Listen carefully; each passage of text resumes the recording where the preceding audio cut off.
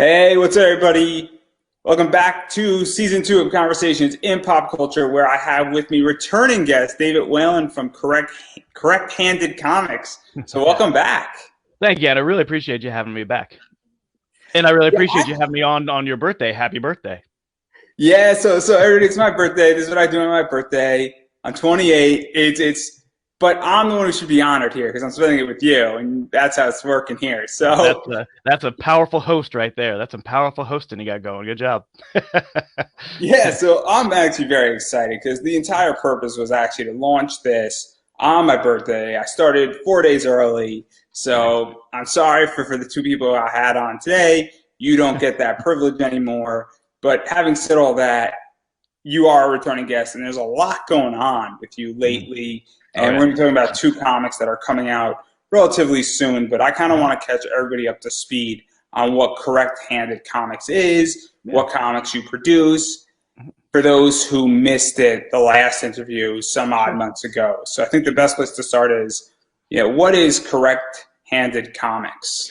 Yeah, so I started Correct Handed Comics a few years back, and it really just kind of stemmed from working with small publishers and putting out. It was a lot of first issues. It was a lot of 8 pagers. It was a lot of anthology stuff, and really as an art teacher and being starting to really get confident with what I wanted to do as far as the stories I wanted to tell. Started Correct Handed Comics and just started with one of the stories that I knew has had for 20 years that really wanted to start telling. So I started with an ongoing series called The Offspring. And issue 14 of The Offspring should, barring any problems in a weird time right now, should be out by the end of this month. So we've got 13 issues, almost 14 issues under our belt, and I couldn't be more happy with the story, with the way it's progressing, with the art, I've got a new Chris McCauley, who was starting with issue 14, who has worked with DC and Boom and Disney and Marvel, and is working with Bram Stoker's line of Dracula stuff that he's got going. So he's a really good colorist, and some of the pages he's putting bringing to me look amazing. So I can't wait for people to see that. We've got one shots of different genres. We have graphic novels, we have regular novels, and we have 4 issue miniseries up on our website. And I'm really just trying to quell all of the creative energy that I get pent up during a day by trying to get all these books and all these different stories out. Yeah, so I want to break that down a little bit further because obviously The Offspring has 13 issues that are currently out. Issue 14 is coming Mhm. out, and the basic premise is that three friends unite after years apart, and then they have powers, and then, well, it sort of goes out from there, and not everything is as it seems, and then Mhm. they discover people have other powers similar to them, and they're trying to help them out, and Mhm. obviously it sort of goes from there. Yeah. So what to dive a little bit more into it without ruining too much, so people get a feel for what the offspring is. Mhm. Where is the offspring going? What is the basic premise? Because we spoke about this in more depth in our last interview, but for those who Mhm. missed it, I kind of want them to get a sense of it. Yeah, you did a good elevator pitch there. Issues 1 through 13 are essentially, I'm calling it season one. To where we learn about their characters, and we learn about their powers. We learn about how they got their powers. And issue 13 ends with, on a pretty big scope, of like universal proportion, where they meet the gods that have been manipulating them since issue one. So we get a couple questions answered in issue 13, but then all those other questions start to come up about why this is happening. So issue 14 really starts season two. And I'm starting with a bang. I was super excited to get some time travel into the offspring. So we start jumping, running right from the jump with some time travel stuff, and they get pulled into the Civil War. And they are separated out when they get to the Civil War. They have to come find each other, and it does not go well to begin with. So the first issue of the second season really changes up the status quo for them to be able to not only show these characters in a different light, but also move the story forward to be able to find a friend that has been missing. that they didn't realize a friend was missing until probably issue 10 or 11, where it really started to, some of those little hints that I dropped started to become a little clearer. So they're essentially trying to find the fourth member of their group that is trapped in time. So issue 14 really starts to progress that story forward. Like I said, the pages that are coming out, the colors that are coming out from our colorists look amazing. I can't wait for people to see it. And then we're going to just table that right there because I don't want to go and ruin that. I think it's collected in some trades at this point, and also the single issues. Yeah, I have single issues. Yeah, single issues in volume 1, 2, and 3 are all up, and you can find links on our website, correcthandedcomics.com. And to even go further, because I do want to catch everybody up to speed before we talk about the 2 one-shots that are coming out. Mm-hmm. You also have the Loved Ones, which I love that one, and we have children, sort of monster children being rescued, and maybe things aren't so what they seem, and then this guy is sort of raising them and protecting them, and it's this idea of nurture versus nature, and it sort of expands from that entire concept. And this is another one we went over, but obviously that is very different because that is a one-shot, but it's not your traditional one-shot, where it's almost a full graphic novel. Yeah. Complete story in many ways, and it's very different than The Offspring, where you're getting a complete story in one whole book. Yeah, it's essentially my homage to the old classic black and white movie monsters of the past, the 30s and the 40s, and I'm the creator of the concept, but then the writer. Brian Menard from Dojo Kun Comics. Him and I got together. We met a few years back at some small press stuff, doing some small press stuff together. And I really wanted to reach out to an artist that I trusted, that I knew that I worked well with. And we started talking about this concept, this idea, and he gave me a script, and it was amazing. It was everything I wanted it to be. It took these 4 teenage-ish monsters and really made their humanity shine through. It made the reasoning for them to be hunting their parents really clear. And it's like I said, it's just a really fun read, and I think it ends in a way that that fans will really like, and it opens it up for many more stories with these characters.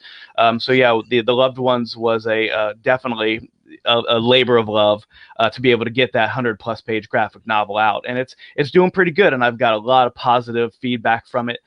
So I can't wait for, if people haven't had a chance to check it out, go check it out. It's a good one. I really like it.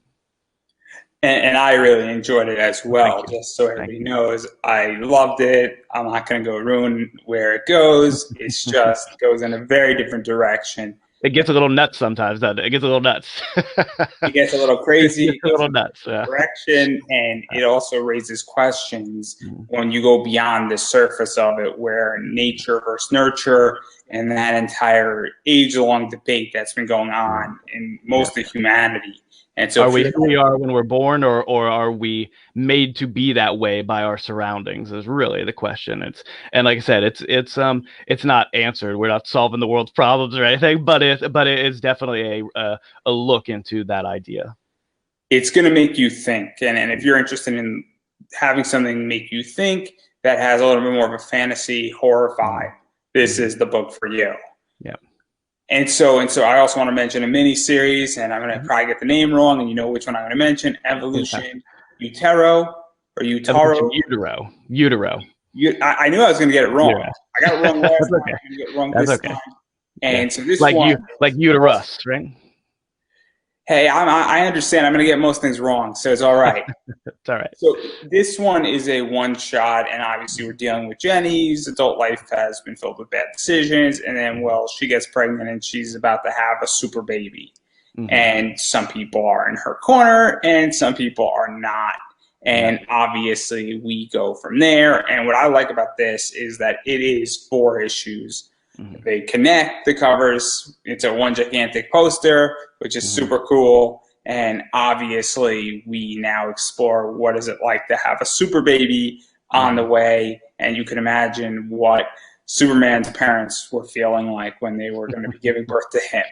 So that's the other miniseries that I want to talk about and let people know, because obviously there's a bunch of stuff that's taking place in here that's also different from the Loved Ones and the Offspring as well.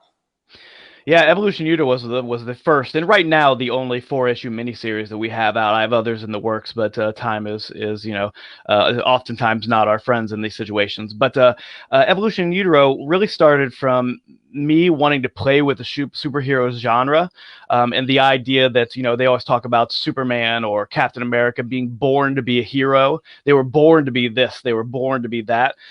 So I thought, well, why don't we start talking about it before they're born? Why don't we see what would happen if if one of these superpower entities was knew about or was aware of their superpowers before they were even born. And the fun aspect of it is that the person that is doing the birthing, Jenny, is probably picture the worst person you'd ever meet, and she's that. She's very egotistical and very selfish. She does not care about learning or growing or helping other people. She only cares about herself.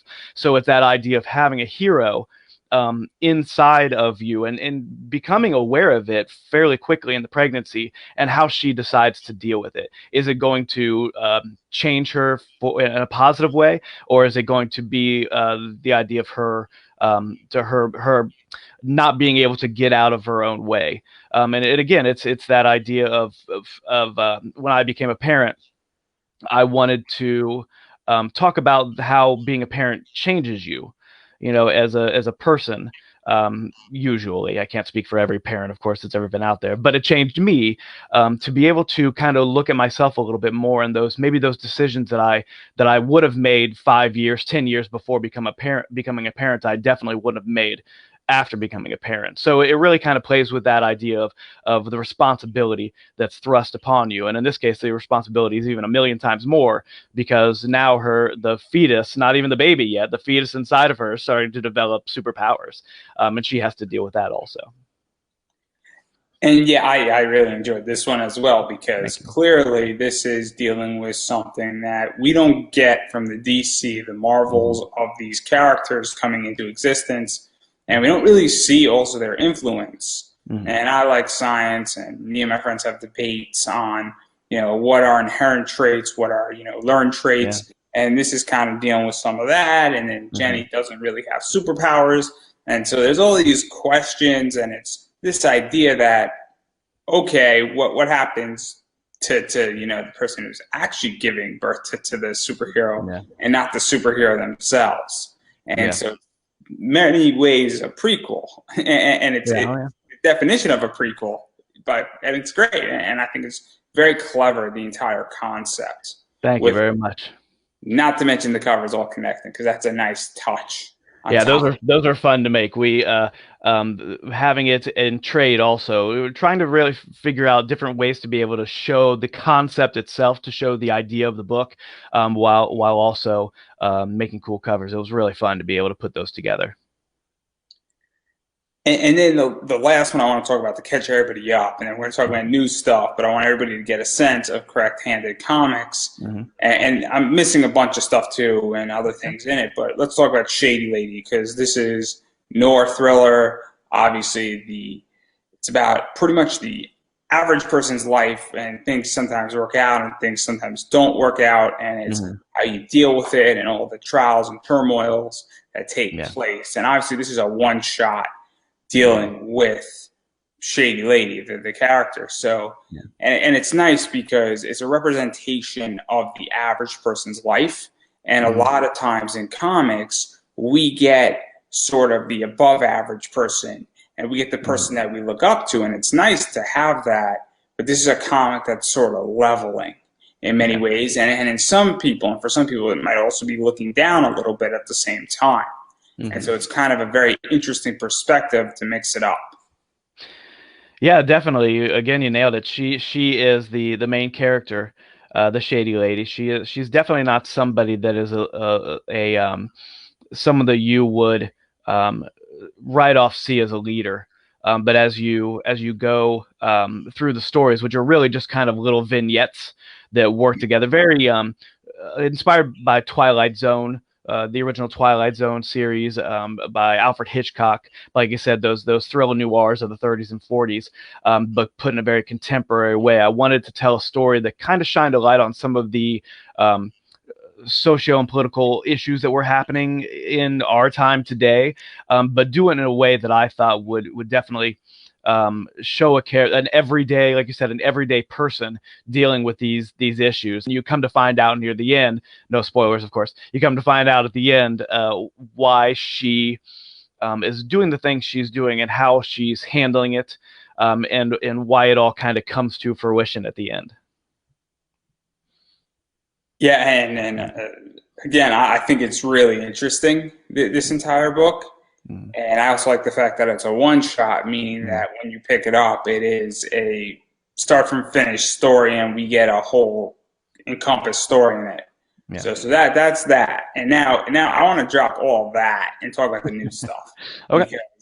Because this is why we're here, but I wanted to catch everybody up really Mhm. quickly who's seeing this so they get a sense of what Correct Handed Comics is, because it's not just what we're going to talk about that's coming out. And well, this is a one shot that I want to talk about, and it's called I Won't Stop. Mhm. And so obviously this is really interesting, and pretty much we got a superhero who loses his parents and his wife pretty much in the same day. Yeah. And then he's a superhero. He's super excited. His life is about to turn around. The hero name is Spiral. And then from that day forward, he just hasn't stopped saving people, and he's getting questioned by his fellow superheroes, and he's not sleeping. And he basically is coming to the premise that any life I can save, I'm going to save today and not tomorrow. And people who challenge him or say, hey, slow down, take a break, he says, I'm leaving now, and he's very closed off. Mm-hmm. And so that's pretty much the premise of it. And so I'm really curious, where did this idea come from? Because we don't see this type of hero, and I'm not even too sure if he really is a hero at this point, because it's a little bit complicated where he's not a vigilante and he's not doing anything bad, but it's not a very hero, I guess, oriented trait. Yeah, you could say that he's going through something, and it's clearly affected him mentally and physically. I started coming. I wanted to try to stay away from or shy away from, I guess, traditional superheroes, because they're being done by the big boys. You know, I kind of wanted to. When I first started, I kind of said, you know, I'm gonna not do flights and tights, unless I come up with something that I think is really different, and will be really an interesting kind of have a lot of character development for that Superman type character.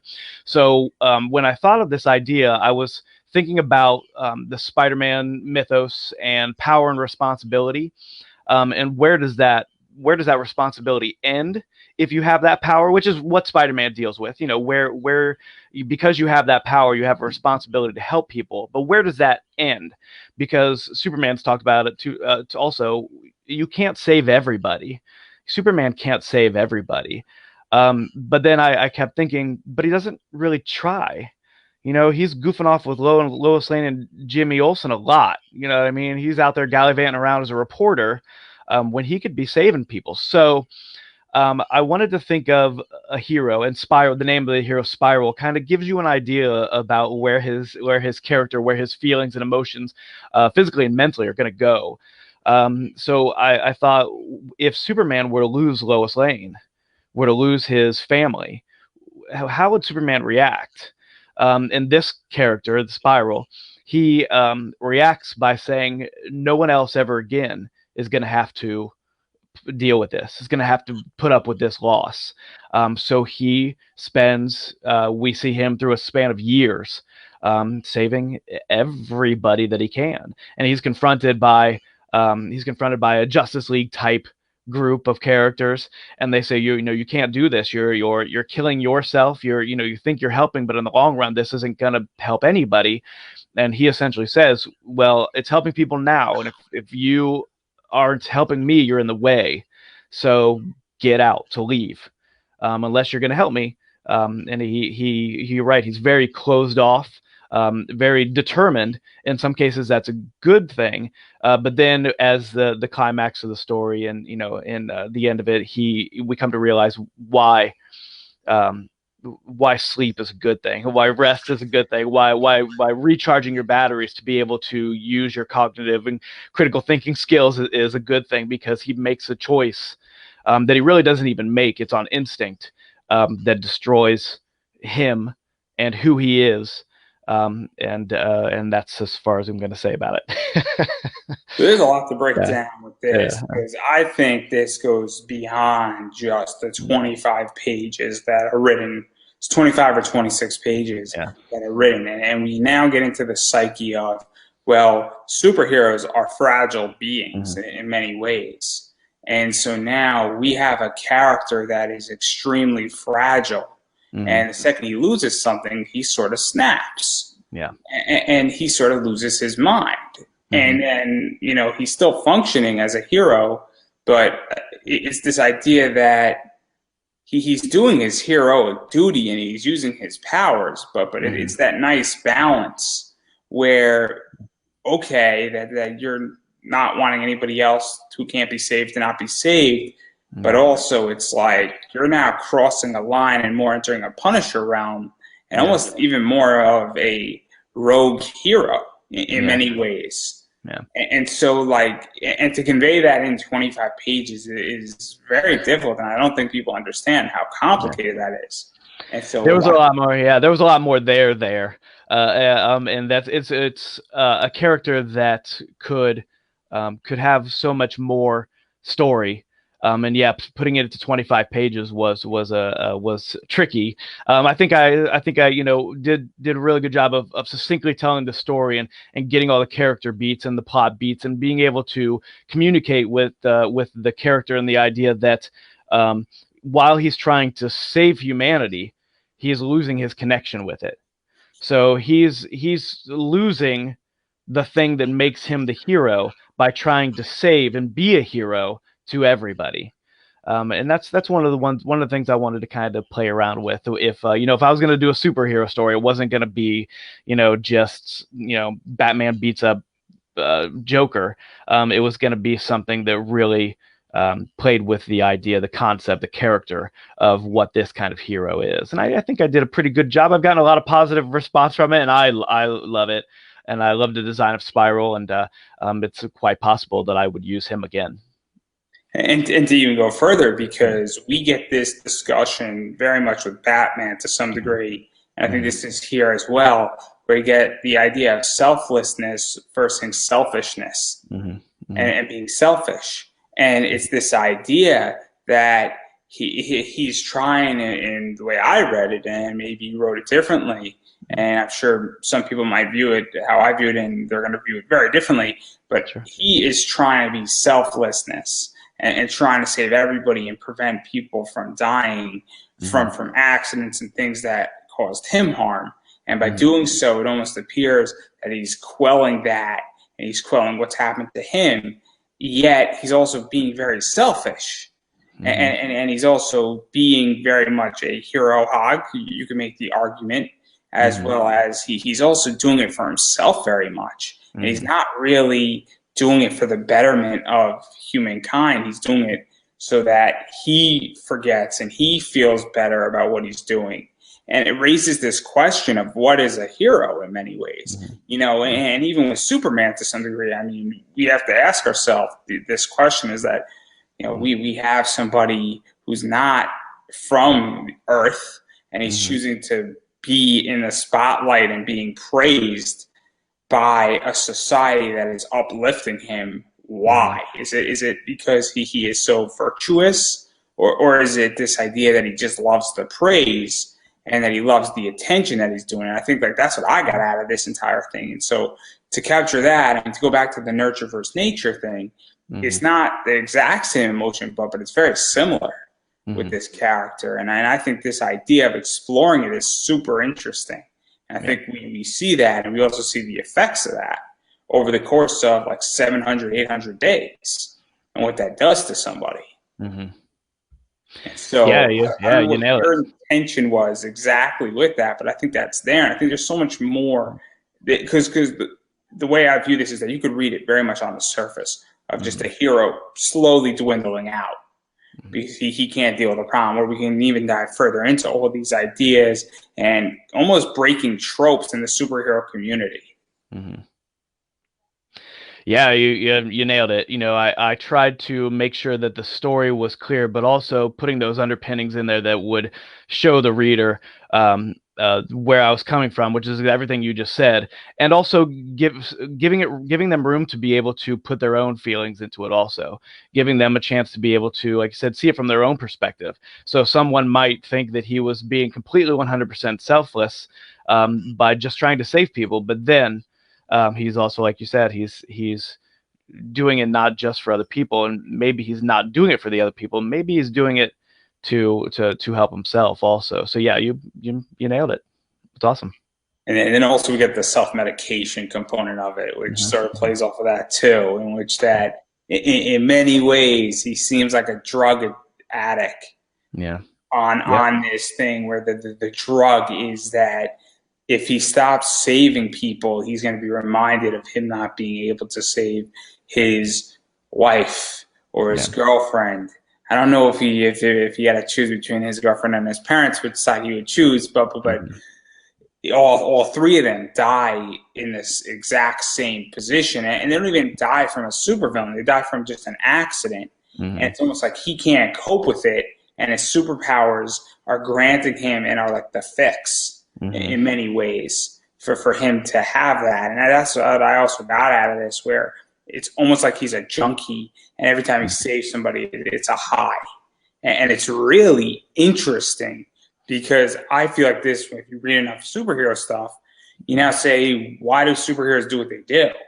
And it goes back to what I was even speaking about before, where it's that like high and that junkie addict, where it's almost like a hit of a drug.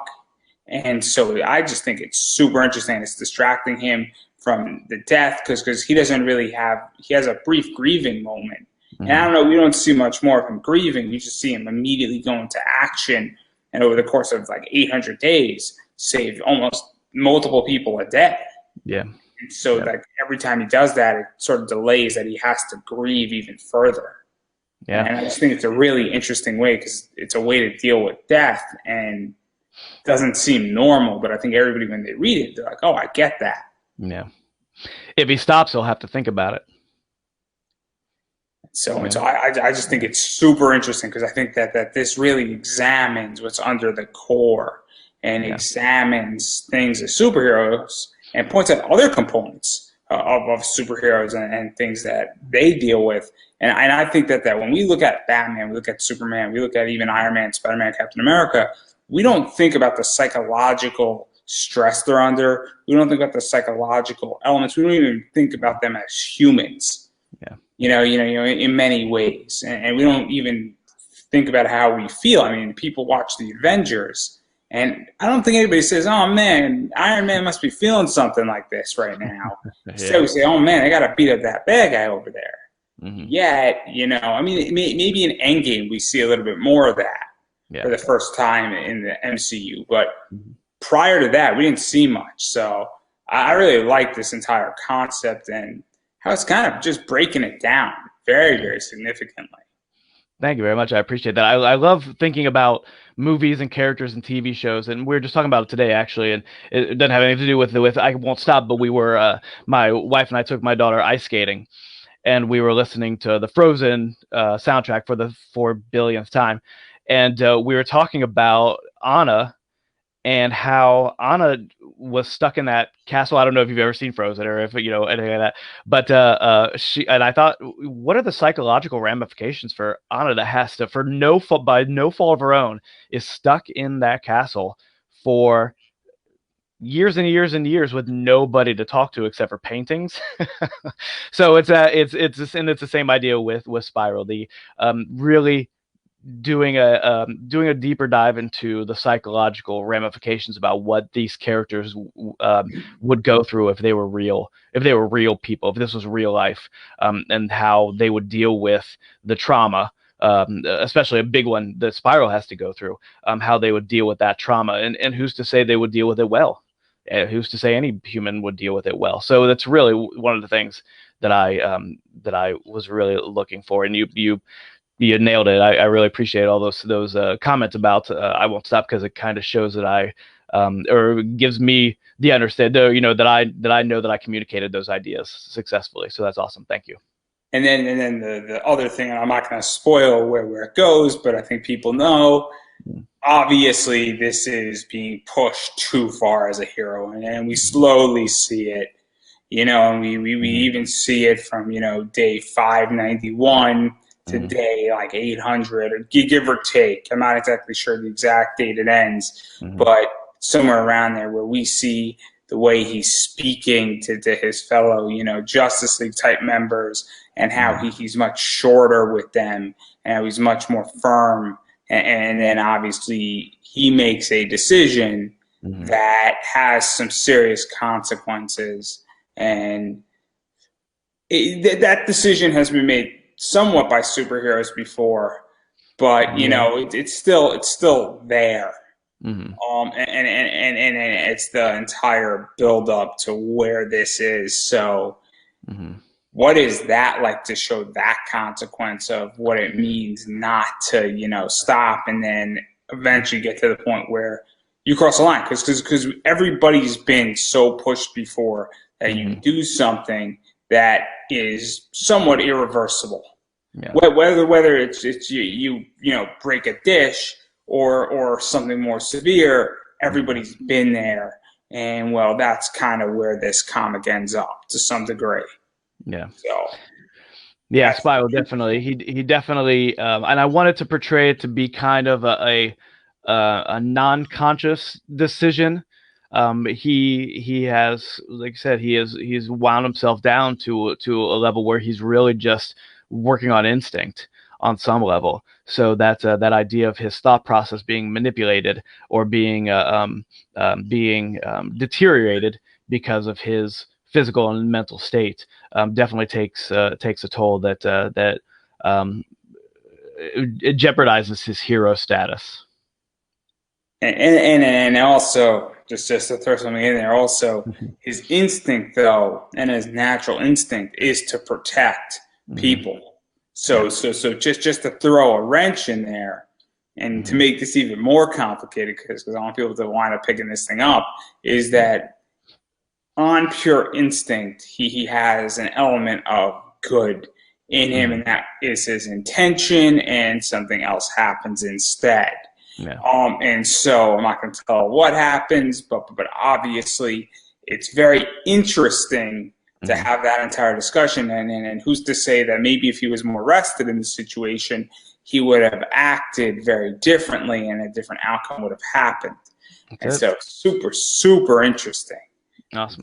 Just on the philosophical level of the last 4 pages, massively probably going to be broken down in unique ways. Awesome. And so now to even back out of this, and I don't want to ruin too much, because if we keep going, we're going to ruin what happens. I know we're going to do it because I want to see it, and I'm going to. That's the problem. So when is this actually available? Because I think that's something that I don't think it's out yet. I Won't Stop is out. Yeah, I Won't Stop is out. It came out in October. So the very end of October, I was trucking really hard. Issue 13 of The Offspring came out in the end of August. So I started working on I Won't Stop, and it came out. Boy, I was trying hard to get it out before Halloween, and I made it.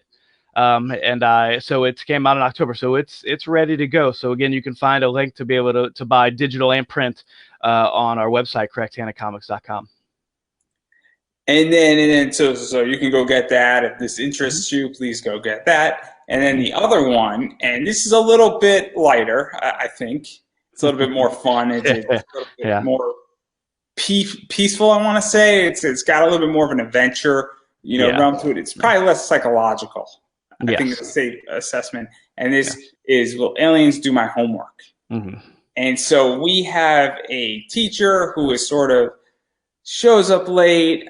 I don't think she's a bad teacher. She's not the most punctual, but pretty much aliens shoot up a school, and then her class with 11 fourth graders pretty much have to get out of school and run, and they don't really know what's going on, and that's the entire adventure, and they're trying to deal with an alien invasion and sort of survive it. But we don't really see much aliens necessarily in this entire book, which is kind of a nice take on it because it's really about this teacher and her students. And so what was the inspiration for this? Where did this idea come from? Because obviously everybody's got an alien story in them. Sure. And this is somewhat of a different take than what other people go. I mean, Marvel's doing Aliens versus Predators, essentially. You know, they're Marvel covers right now. Yeah. Yeah, I definitely think it does have a little twist, but as it came out of me being a teacher, I was walking through the classroom after instruction, and the kids were doing all the things they needed to do, and I thought in my brain, what would happen if the school were attacked by aliens right now? How would I handle that with all these third or whatever class I had, third, fourth, or fourth to second graders, whatever class it was, and I kind of laughed to myself. I'm like, oh, that'd be really cool to see this unlikely hero type character, who's a teacher, who's not a superhero or not, any kind of hero at all. They're just a normal person.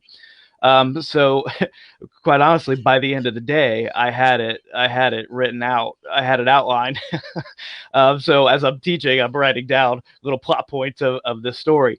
And yeah, I don't really show the aliens much. I kind of went by the Jaws rule that it's better to show them less than more. And I think the design that I made for the aliens is really different, or something that you maybe haven't seen before in those alien type things. And it really is about the interactions between this teacher and her students, and how she deals with the beginning of her day. You talked about it being she's late for work. So the beginning of the story is it's kind of, oh boy, she's like, how could my day get any worse? And then she gets reprimanded by her boss. She gets splashed with water, and the snowstorm happening. Her car didn't start. She has to discipline these kids who aren't listening to directions. And then she's like, oh my gosh, this day is a nightmare. And then aliens attack. So I think it's a really different kind of story. I think you're right. It's more of lighthearted. It's more of a fun character development for me as a teacher to be able to see this kind of story where you have one adult taking care of all these kids and really risking her life for these children, which any teacher would do in that situation. And also, I find that it's very much that we have a character who is not rising to the occasion of something and then is forced into a situation where they are. And that's a great story. And it's always nice when we have situations that force people to rise to a particular situation and rise above it. And I think that that's a really nice touch in this entire story. And it's nice because as a reader, everybody's been in a situation, whether it's big or small, where they've risen past an occasion and have risen to meet a circumstance. And I think it's very relatable in this book. And I think people, when they pick it up, are like, oh, I get that. I can understand the feeling that Ms. Jackson, who's the teacher, has and what she's doing and what she's leading. And, and also if you have kids, I mean, obviously I don't have kids yet, but also, if you have kids and you're like, oh man, I hope a teacher would do that for my kids too. Like, that's the thing that gets into the back of your head. Yeah. Yeah, and it's very much the idea also that we make decisions in our lives, and some of those decisions are tough, some of those decisions are wrong, some of those decisions, whatever it is. But as long as you end up in a place where where you've learned from those decisions, whether they were good or bad or unchangeable, she has to make decisions that would, for any person, after the fact, affect them mentally. And she has to make those decisions with these 11 fourth graders to where we say, we just have to keep moving. We don't worry about that. We just have to keep moving. And I think one of the fun things for me about writing this book was that if you've ever been in a group of any elementary students, whether it's kindergarten to fifth grade, sixth grade, whatever it is, half of your day is hearing just random thoughts from the children that are just kind of said out loud. Mr. Whalen, I got a new dog. Mr. Whalen, my dad is a farmer. Mr. Whalen, my grandma bought a house, just like things like that.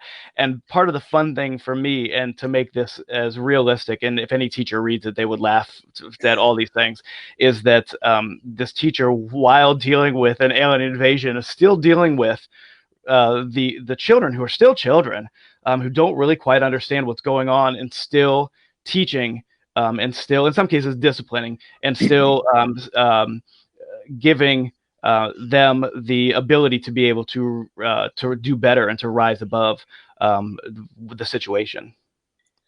Yeah, there's two things I want to talk about now because that's super interesting. I think that one of the things you mentioned is that she keeps saying, "Oh, we have to keep moving on. I know you're cold." And then one of the kids asked, "What about those kids over there in the classroom?" And it's a really harrowing moment.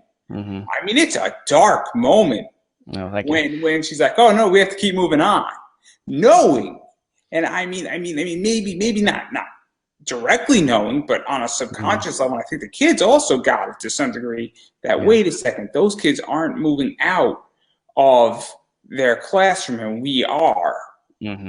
What's going to happen to them? And so we have to keep moving on, and how she's making a very, very difficult choice. Yeah. And so, and I don't think people like understand how harrowing that is. And how dark that is, and how messed up that is to some degree. And so it's really a nice touch, because we have this adventure stuff, and you talk about this real thing and all these random thoughts and how these kids send them cold and all that stuff. But then we have that moment. I think like a bunch of the kids got it, and it's very adult. So like, what was, I don't know even if when you wrote it you knew how that was going to look, because that's sort of like, it almost seems like a perfect happy accident that just wrote itself.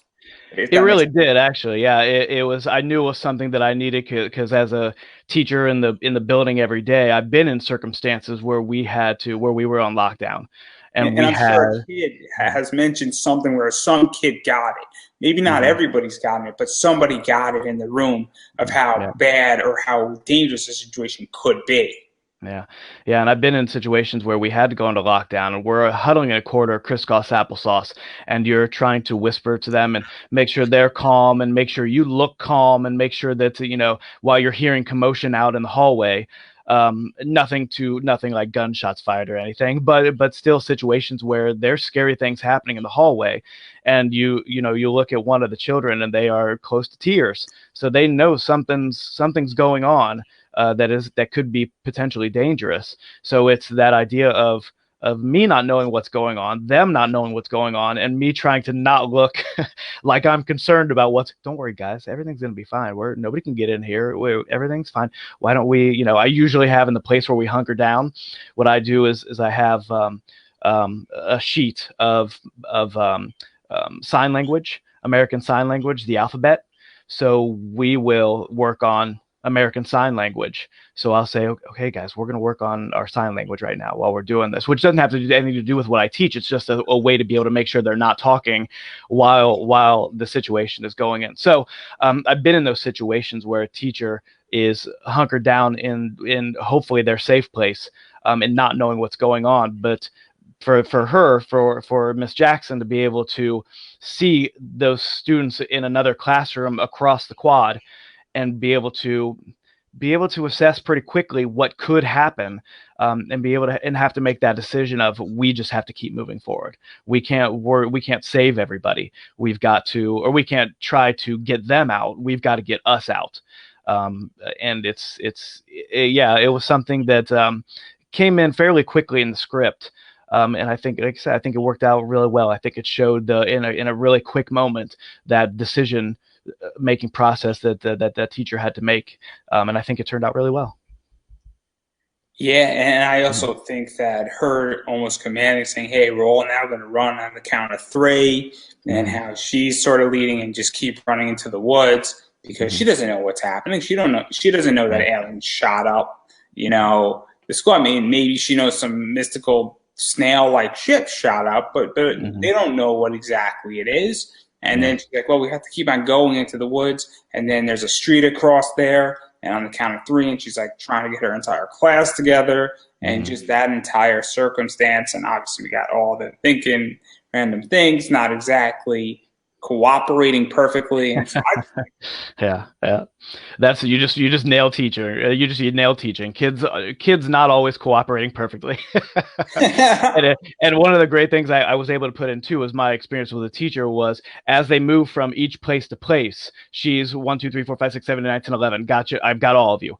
Okay. And that's something that as a teacher, any teacher would recognize what, the constant 1, 2, 3, 4, 5, 6, 7, 8, 9, 10. Okay. Go to the next place. 1, 2, 3, 4, 5, 6, 7, 8, 9, 10, 11. Go to the next place to be able to make sure they're corralled and safe and doing what they need to do in a real, like in a fire drill. Kids are all over the place. In a real situation that I found so far as my 13 years as a teacher, in real situations, kids get the job done.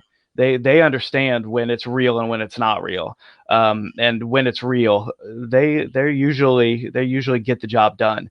And that's again something I wanted to show, but still showing that aspect of kids just blowing out whatever's on their mind without any hesitation. yeah, and I think it's great, and I didn't even pick up on that. There's so much going on in this entire comic, so I'm the Mhm. first person to say I didn't pick up on that. But I do want to talk about the aliens because I think they're Okay. great. So they're Mhm. running into the woods. Sort of going to ruin a little bit of it, but not too much. Mhm. And they're running into the woods, and then we see the aliens, Mhm. and they look like lobstermen. Like it's like the Yeah. trope. I'm Yeah. not trying to beat you up on it. Yeah. That's what No. they look Yeah. like. Yeah. And That's what I was going for. Yeah. I'm not gonna lie, I just started laughing Yeah. like Awesome. when I was reading it because here I am and I'm thinking they're gonna be like something else, and then I see these lobsterman Yeah. creatures, and Mhm. clearly they don't look too friendly. And here Mhm. I thought that there's gonna be like an inside joke, but obviously they're not very friendly. So where did that idea come from? Because this is the first time we're seeing them. This is Yeah. mostly the only time we see them throughout this thing. This is towards the back of the book also. Yeah. And Yeah. then we have lobstermen, and there's tropes on that. And I just Mhm. thought it was very funny. I thought it was interesting. And then I also just, Mhm. and then you see their ships, and you're like, oh, it's the snail ships. And so it Yeah. all Yeah. makes sense. So not to ruin the surprise here for anybody who's interested, but obviously, Yeah. what made you choose that version? Because there's like a Yeah. million ways to have gone, and this is just sort of funny. Yeah, yeah. Like you said at the beginning, it's a little more lighthearted than I Won't Stop or Shady Lady. So I wanted the aliens to be formidable, scary on some level, but not predator scary, not like big hulking masses of aggression scary. So I wanted something that would invoke fear, especially in little kids, but not be as um, aggressive looking as some of the other aliens you might find in this kind of story. And quite honestly, being at the beach, my family goes to the beach, at least 2 or 3 times a year, and the little ghost crabs are always running around. And when kids see them, they freak out. When some adults see them, they freak out. And I thought that sounds pretty good to me. Let's come up with something with that idea. And it gave me an opportunity to be able to find little things to be able to talk about how we talk about stuff that's different. One example is, without giving anything away, there's at one point it's a military people that are involved, and one of the guys in charge calls the aliens sidewalkers.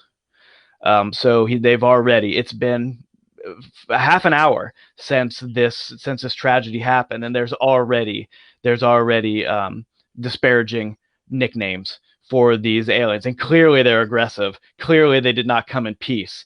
But it's that idea that we've already diminished this group of aliens by calling them this little frivolous little nickname about something that we recognize in animals that are similar to what we have here on Earth. So yeah, I wanted something a little.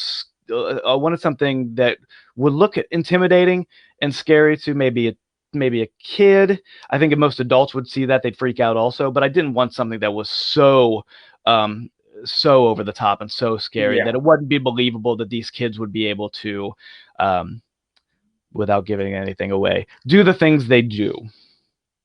How about that? I think that also, I think that if a 9-year-old read this, it Mm-hmm. would be a little scary, but I Mm-hmm. also think it wouldn't terrify them that they Yeah. would have nightmares. You know, Yes. when we talk about I won't stop, I don't view that for a 9-year-old.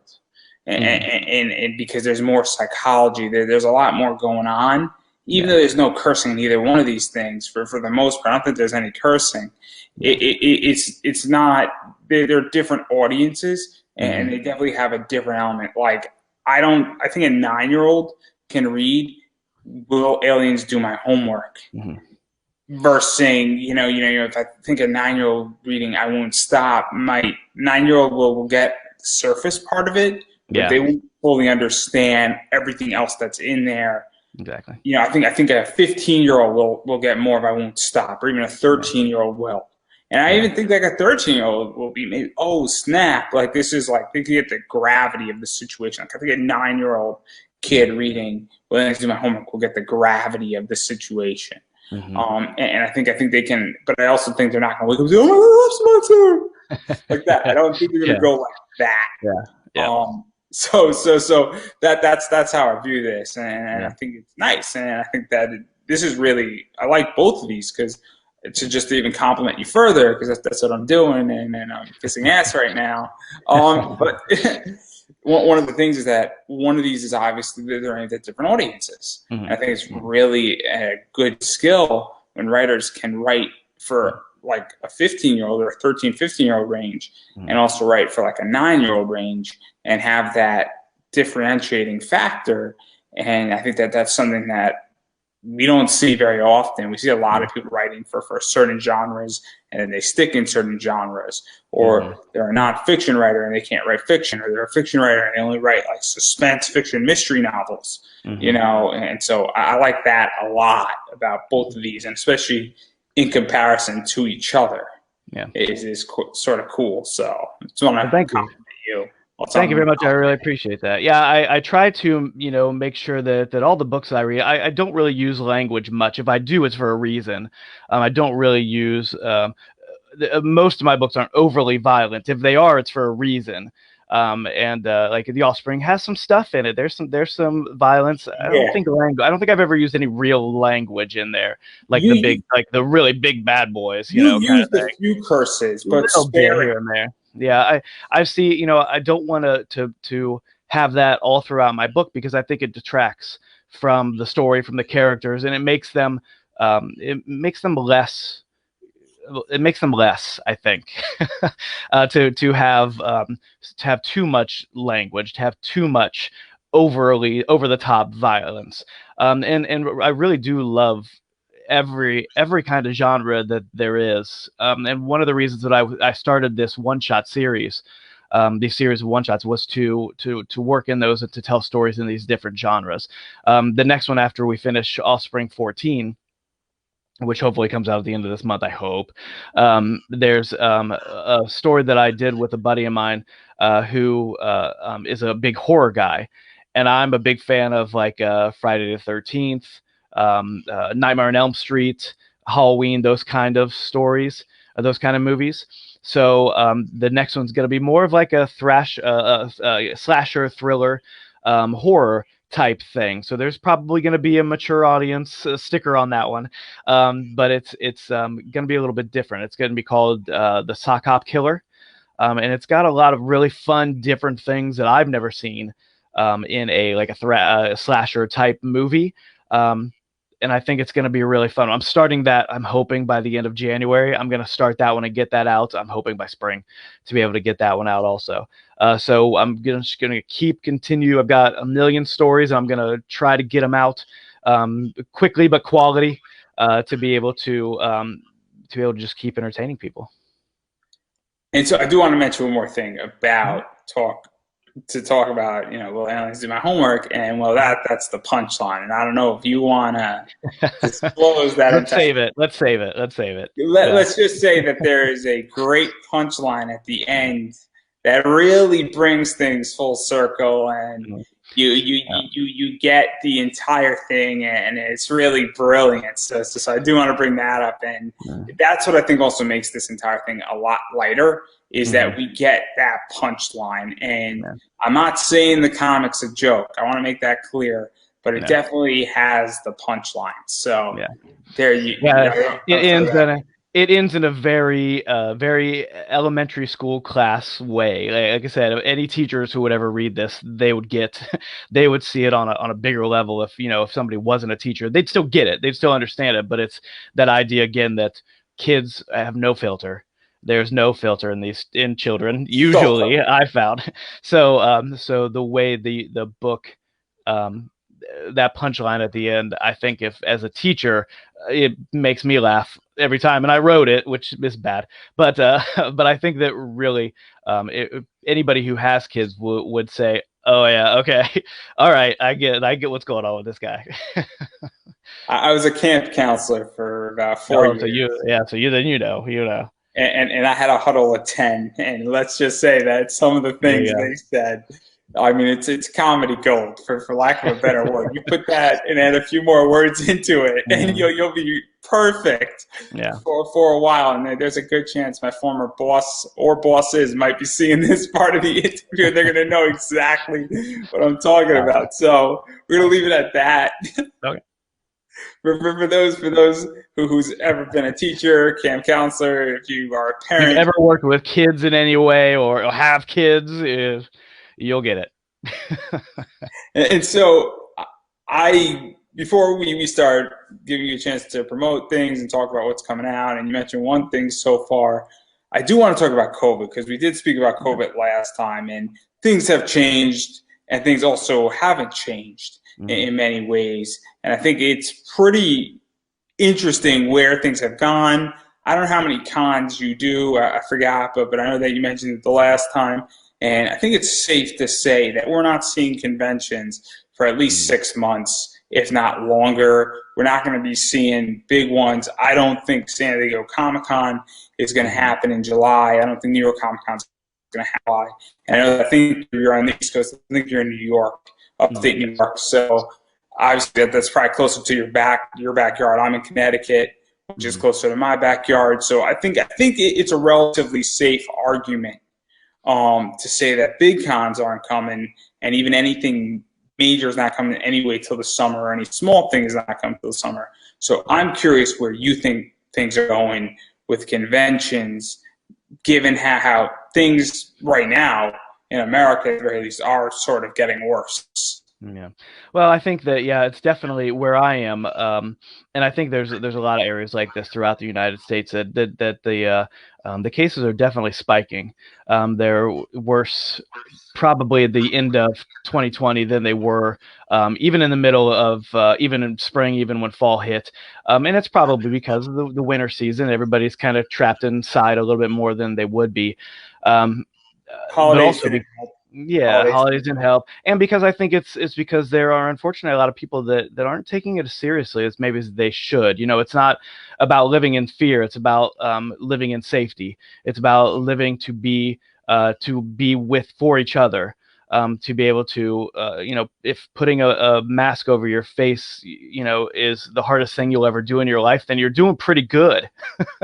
I think so, and I really do think that unfortunately there's a large swath of people that aren't taking it very seriously, um, that are kind of affecting how we're having to deal with this right now. But that aside, I think that as far as cons go, one of the pros I've found, and I try to always find the positive, and especially any bad situation like this, is that even though conventions aren't happening, it's things like this that have grown immensely. Shows, YouTube, Facebook, podcasts, all that stuff. I've been able to meet so many great creators and podcasters and reviewers and people in the industry, at all levels of the industry, that I probably would not have met, would not have been able to sit down and have conversations like this with, if it wasn't for the pandemic. So for, I think, me and other creators, I can't speak for any other creators, but I think that if there's a pro out of it for the indie industry, for the indie comic book industry, it's that it really has given us a chance to be able to connect, more than what maybe we would have to begin with, because going to the conventions is amazing and it's a lifeblood for a lot of creators, a lot of indie creators. But you, see, unless you're able to travel, around the United States and around the world, you're going to be kind of seeing the same people over and over and over again on some level. But this is a way to be able to, connect with people in California, and I've met people in Ireland and England and, in different countries, Canada, all over the place, that I would not have been able to meet and become friends with, if it wasn't for this. So for me, as an indie creator, the idea that the big boys, had to drop their pencils, that was one of the big things in the industry when all this happened. Is the big boys, Marvel, DC, they said, "All right, everybody, stop drawing. We're not moving forward. We don't know what's happening."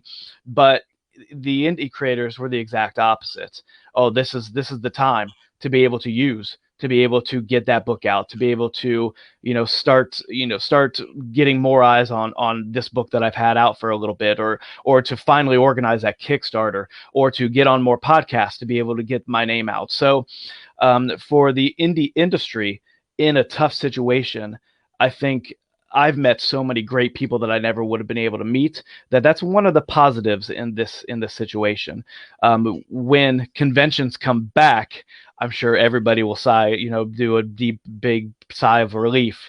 And it will probably look different. Even, I think we'll probably still have a lot more of these, maybe even during conventions, to be able to connect with those people that maybe aren't going to be able to be there. So, even if conventions are able to come back in a small way in the summer, I don't think they're going to look the same as what they did before. Similar aspects, always selling cool stuff, toys and comics and all that.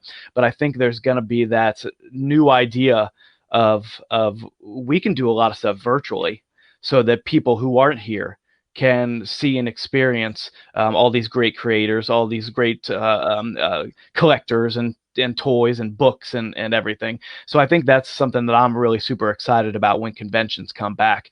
It has given me a chance to be able to regroup, to be able to get my, numbers of books that I sell and everything, kind of up, so I can be ready, when the conventions come back. And I think a lot of indie creators in my same position, where they're just kind of stockpiling those books and trying to make sure they have enough inventory to be able to, when we can start conventions, to be able to, be ready to go. Be ready to go with bells on and get there and continue seeing people face to face. So there's a lot to talk about right there. So my first question actually is that, because you mentioned this, and obviously I'm part of this. Last year, for those who don't know, I did 90 of them between a bunch of cosplayers, indie creators, and indie wrestlers. And so I did a lot of work last year in 9 months, and I'm planning to do a lot more this year because I'm seeing the writing on the wall. But I'm also curious because I think even prior to this, a lot of stuff was almost sound bidding, where there wasn't this long form conversation between creators and people having discussions and people, talking to one another in this idea of actually breaking down what you've done. It's been maybe a 10-minute bit at a con at the most. And now people can get a real sense of, okay, what are we talking about when we're spending 20 minutes talking about a concept or a book or The Offspring, as we did in the last interview. We spoke about, I think, for 20, 22 minutes. And so I think that's, I'm curious how you feel about that, because it seems to me people want more long-form content in indie side, and I think that's something that people are very excited. I think Joe Rogan proved that, and then I think it's just been reaffirmed in COVID. So I don't know how you feel about that. And then my second thing is that you say you're gearing up and you're getting your inventory back up, and do you think that when things come back, because they're going to come back, it's a when, not an if? Yeah. And I think things are going to be different at cons, just collectively, and how limitation of people, spaced out, and other things, and even how things are set up. Yeah. But do you think that there's going to be like a real floodgate of people starving for content and people saying, "Hey, I want everything at this con because I've been Mhm. so deprived of it," and it's going to be like the kid who hasn't been to a candy store and just spent like 3 years in prison and hasn't had candy, like like that. That's like the analogy I use because and it's going to be in that circumstance type of thing. Mhm. Yeah, I hope so. I hope that people are like overly super excited when they come back. I think you're absolutely right. I think it'll be so good to get out that maybe people that go to one or two cons a year would maybe go to three or four or five or six just because we haven't been able to do it all year. So I hope that the idea that we've been stuck inside for so long that there would be an influx of more people who maybe watched something or read something that they hadn't seen before, and maybe pique their interest about going to a convention to be able to see that stuff, see more of that thing that they hadn't seen before because they were kind of stuck inside. So I hope so. I hope that more people want to come and have that interpersonal communication with creators, with people who sell toys, people who whatever it is, to be able to maybe dig a little deeper into those aspects of indie creators and just comic book conventions by themselves. And I think that as an indie creator, one of the strengths that any indie creator could have is the gift of gab, right? To be able to hold a conversation and to be able to keep that conversation going for longer than maybe the average person would be able to keep a conversation going, continuing to ask those questions of the reader, of the potential buyer of your comic books, to keep them at your booth, to keep them interested, to talk about things that they're interested in, to be able to hope that they decide that they want to give your book a try also, to be able to say that they like the creator enough to be able to support them with a $5 comic book that they might not have done before. If it's, hi, how are you? If you see anything you like, let me know. And actually having a conversation with them. So I think that's something that more creators are. Most creators are aware of it. I think some struggle with it. I think, which is okay. Not everybody has to give a 40-minute speech about comic books every time they go to a convention. But I think it's one of those things that people will really be looking for when they come to conventions, when this is all over, having that more interpersonal communication and being able to hold your eyesight, and look at each other in the eyes and talk about things that are super cool. Yeah, and I think that that's also something that's sort of coming out of all of this too. Is that I think a lot more creators, Mm-hmm. and I was just speaking with my mom about it, and I was just doing some indie wrestlers, and a few of them never had an interview before, and in Mm-hmm. many ways, it's training for them to Yeah. get good at this. And I think that's Yeah. something that sort of last year, I think proved that if you never did an interview and you're an indie creator, you need to be doing like 100 of them.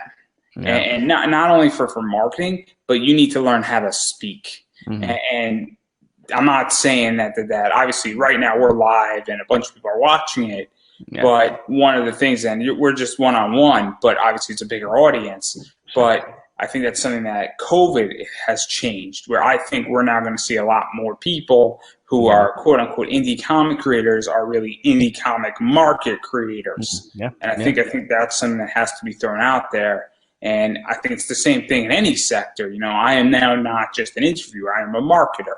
Mm-hmm. And I'm marketing myself, and I actively push forth heavy on social media. Yeah. And so I think that's something that COVID has sort of pushed out and created and forced, where you now have to be a marketer, almost simultaneously as a creator. And they're not the same, but they are right next to each other, and they're both equally important. And I think that's something that COVID has forced and created, and I think it's a good thing. I really think it's a good thing, and I think it's going to change the game tremendously. And so I don't know how you feel about that, because I think that's something that the last 9 months have proven. And I think ultimately, obviously, I wish it didn't have to come at the expense of what COVID's done, but I think in the long run, in the next 20 years, this is going to be beneficial. Yeah.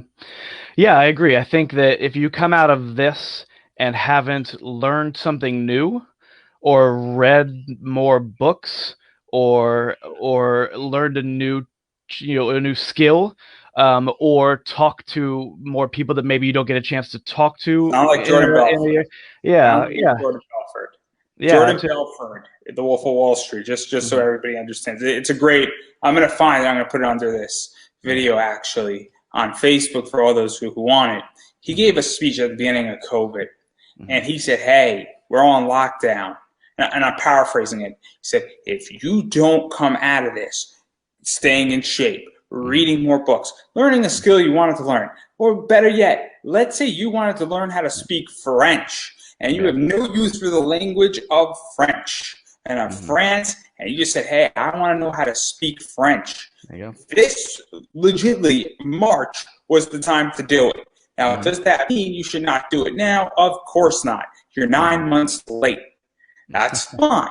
Yeah. But that means you have to do something. And so with indie comic creators and everything, that's why I started last year, because I'm like, oh, great, I got to learn a skill because COVID is going to change the game. Mhm. And so he gave this amazing 21, 25-minute speech, I think. And he was basically saying that you got to set goals and that you got to learn a new skill. And that if we're on lockdown and you don't come out of this learning a skill, you just wasted your time. And that might sound harsh to people, but it's meant to be, because if you legitimately for the last 9 months sat around on your ass and did nothing, and Mhm. you're writing an indie comic, you didn't learn how to market yourself, you didn't get on podcasts, and look, you don't have to get on 10,000 of them, but Yeah. if you need to get on one a week, or at least, let's say you're an introvert, at least two a month. And if you didn't do that, then you seriously wasted the last 9 months. Yeah, we have a lot of consumers in our culture when we need more creators. And I think that's one of the things that maybe COVID, again, another pro that came out of it, that a lot of people, maybe the first couple weeks sat and rewatched Star Wars for the 577th time and And that's said, not bad. It's that's important. nothing wrong with that. Nothing wrong with that. Watch those. Those are the things that get your creative juices going, right? That whatever's going to inspire you. But then you look at that wall and go, that wall needs to be re-drywalled. Let me tear it down and put it back up. Even that kind of stuff to be able That's to, great. yeah, to be able That's to better progress. your stuff. Yeah, to be able to keep moving forward, not just standing still. And I think that's If another pro from COVID. I'll give somebody a very basic position. If your goal was to repaint your house by yourself and it Mhm. needed to be repainted, and that in a normal environment you couldn't do that, Mhm. and it would have taken you would have had to do it in the summer, or you had like 2.5 weeks to do it, Mhm. and that's progress. That's Yep. not what that Jordan Belford wouldn't criticize you for that, because you accomplished something that Mhm. you wouldn't have done previously, and you had the time to do it. And Mhm. it's not a money issue per se. That's not what we're talking about. What the entire thing is that, or if you need to repaint your house, or repaint walls, that's what we're talking about. Where if Yeah. you fixed and got your house up in order and repaired things, as you repaired your house and you finally Mhm. had time, that's progress. And I Yeah. think that's something that COVID and the indie community, in my opinion, has done. Because I've seen more now indie creators start Mhm. being on more podcasts, as Yeah. well as start having their own shows, and that's Yeah. great. And while Mhm. you're my competition, you're not my competition at the same time. Yeah. Yeah. There's room for everybody. There's room for everybody. And so on that note, and I think we just beat this with like hammer a few times, Go do multiple something. times. Yeah, go read a book. That's the bottom line. Go read a book. If you haven't read a book in 10 years, go pick up any genre. It doesn't matter. Read it. You can Yeah, go to correcthandedcomics.com and you can read our Western novel, The Last Ride to Tyburn. yeah. Speaking about that, let's just get into shameless self promotion right Yeah. now. Sure. So what do you have to promote? Like Yeah, so shamelessly, might I yeah, add. you can find me at correcthandedcomics.com and links to all of our books on Facebook at Correct-Handed Comics. We have issue 14 of The Offspring coming out at the end of this month. Fingers crossed that nothing weird happens. We can get it out at the end of this month. We have, like I said, multiple one-shots, 100 plus page graphic novels, 4-issue miniseries, a novel. If you like westerns, The Last Ride to Tyburn is a fun western. I think it's got a great twist ending that'll take people by surprise. And our ongoing series, The Offspring. I think there's something for everybody there, and I think it's just going to continue to grow with the content that I want to create in the next year. And I'm hoping to be able to by the time I'm done, hit every genre a whole bunch of times. So if there's something that you like, Correct Handed Comics probably has something for you on those websites. And if you on the website, and if you like them, find us on Facebook, look Facebook, and like and share and comment and all that kind of stuff, and tell people that you liked it. If you have questions about the story, if there was something that you wasn't quite sure about, ask me. I'll answer it. I love feedback. I love hearing people's ideas and questions about anything and everything. So if you ever read something and you're like, why did this character do that? Oh, well, we'll be able to have a conversation. It'll be awesome. Yeah, so I spent the first 15 minutes talking about it, and I spoke about very narrowly and only like 4 things. So obviously there's a lot more stuff. And obviously we didn't get into all of it. And if we were going to, we would be here for the next 3 hours. So I could tell you I could have done it, guys. I could have done it. I chose not to because I want to get into the new stuff. But you can go and find my first interview. And we definitely dealt with more of the older stuff.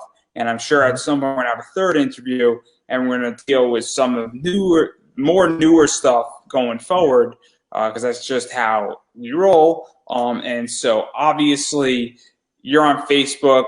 Are you on Instagram? Instagram, yes. Correct_handed. And then do you have a Twitter account? Twitter, same thing. Correct_handed. And then obviously the website is correcthandedcomics.com. So pretty much if you type in Correct Handed Comics on Google, it's going to bring you to something. And then I'm going to take a leap of faith here. But more or less, if you go to any of these social media sites, they're going to lead to the others, whether directly or indirectly. So if you find one, you're going to find it all. Yes. Just to put it nicely, and I've been saying it with every single interview. I said it earlier today with my first interview that I did today. I'm going to say it again. You got to support indie comics. You got to support indie people. This isn't – it's quite simple, actually, because when you support indie people, you're supporting direct creators. You're supporting people, as you see, David's doing all this stuff, and it's really amazing work, and it's fantastic. And there's something for everybody in here. If you like, horror, monsters, and more of the psychological stuff, there's something there. If you just want, kind of a crazy superhero story that's not a superhero story, but about that kid that's going to become a superhero inside his mother, there's that. Obviously, The Offspring is going in the Offspring's direction. And why don't you go get a job? And that's all I can say about that before I get sued. And luckily, I'm Jewish, so we're going to end there. See, I can make that joke. Everybody. But in all seriousness, when you support indie, because indie is not DC, they're not Marvel, there's not big money backing, and all the money that goes supports more and more projects. And if you like what you see, you have to support it with money. And let's say that you're in a situation where you don't have money and that you're taking care of your family, you're taking care of yourself, you're making sure you're good first. And that's something that I encourage extremely well, is to take care of you first. Make sure your 4 walls are good. Make sure your family's good. Make sure there's food, water, electricity, internet on in your house. Before you go out and buy any comics, that's what you have to do first. And then if you're in that situation where you're securing that up, you can still follow on social media. And obviously we mentioned all the social media, and that's something that you have to do as well. And it's just as important, because if you follow on Facebook, it's a like. Facebook's free, guys. Instagram's free. Twitter's free. Going on a website is free. And you know what? Liking something, tweeting somebody, following, retweeting, commenting, giving it a heart, checking it out, commenting, saying, oh, great story. Oh, this looks awesome. It goes a long way. And so there's no excuse anymore for either not supporting economically if you have the money and you like what you see, and if you don't, social media is free and you have to support that way. And so at this point in society, you have to support, and you have 2 options, and one of those options is free. And if you don't, you're sort of freeloading. So I'm calling you out, everybody. And that's what it is that if the option is free and you don't support, you're freeloading, and that's what you want.